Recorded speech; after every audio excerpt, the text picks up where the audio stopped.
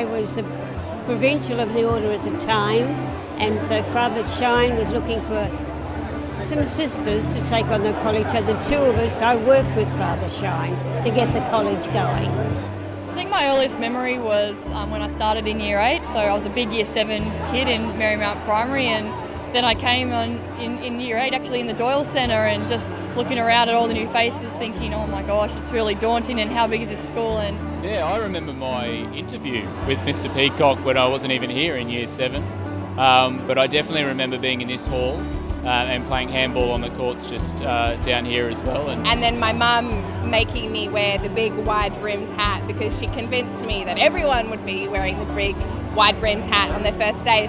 Again, always taught me the world always learn to give as well as take. You can never go through life just taking. I think at Marymount I learned to respect myself and respect my friends and peers and our teachers. I think my education at Marymount really taught me to go for the things that I love, and that passion in my case was everything. Obviously at Marymount I was really privileged to get such a great education and enable me to have the confidence to go out into the workforce and into university and not be put off by any kind of career path. And I think it did teach me skills of social justice, which I've also applied into my career, being fair and thinking of the very less fortunate. Look, I think we sort of got a very good grounding in terms of social justice and making decisions that affected us in the right way and also others around us. And I think we just taught to follow our guts and do the right thing and work hard. So I think one of the key takeaways I got out of Marymount was understanding what right and wrong is, and having some sort of requirement to a need to help people out. So to do the right thing, to help people, and I guess use everything in your power to be able to achieve that. Main thing Marymount College taught me was to work hard. If you want something, learn how to work hard and build up resilience. I think it was at Marymount things were very structured for us. They taught us how to think and solve problems, and they helped us get through life quite a bit. Yeah, sure. It's funny. The firm I work for now is a global firm, and one of their values is act with integrity. And I think that's what this place really gives you. It gives you a real sense of your moral and ethical compass. A lot of teachers inspired me. The ones that stand out would be Mr. Lee. He was my art teacher. He always pushed me, and even when times were tough, he was always there for me. And Mr. Murta, I just loved Mr. Murta. I think Mr. Bruce is probably the teacher that jumps to my mind.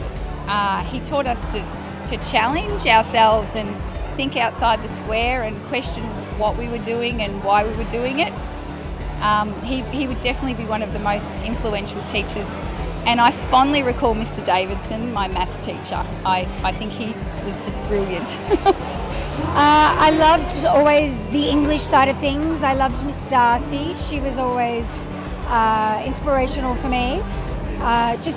Learning English itself, it's a big job. It's one of the biggest aspects of any curriculum, I think. So I always enjoyed her classes. yes, I was very fortunate. Many teachers inspired me throughout my schooling. The biggest one that comes to mind is John Kelleher, so JK, and then his offsider Matt Carroll. I did a lot of public speaking and debating, and Mr. Bruce spent many hours in lunch breaks helping me through that, which has obviously been such a help for me in my career.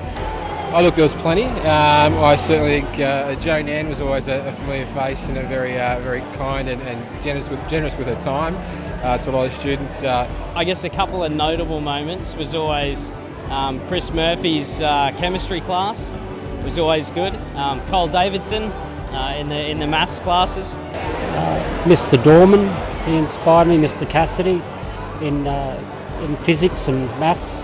There were plenty of teachers. Peter Briggs is probably one of the main ones.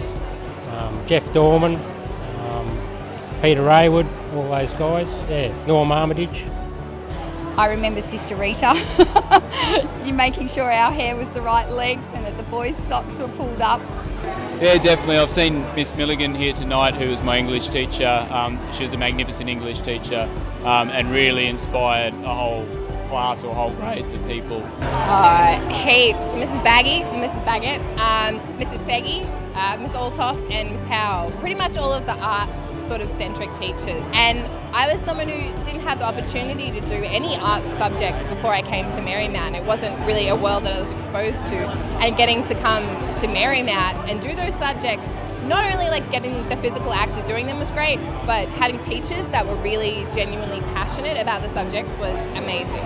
I'm doing what I do now as a registered music therapist because of an opportunity I was given in Year 12 to attend the Leo Howard Vacation School at the University of Queensland.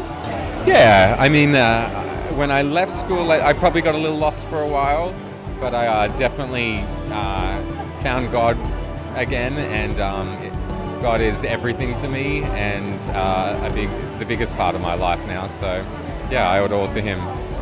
That's the great thing about this school, was that it's such a supportive environment and a community focus from not only students and parents but also the teachers. I love coming to school because it was just fun, and I was always laughing, and it always confuses me when people say that they hated school, because I had the best time, and it's because of the people at Marymount. But the main impression I think of Marymount is the fact that growing from a very small seed into what you have today, the joy of meeting the people and remembering the teachers who've been here and committed themselves to Marymount.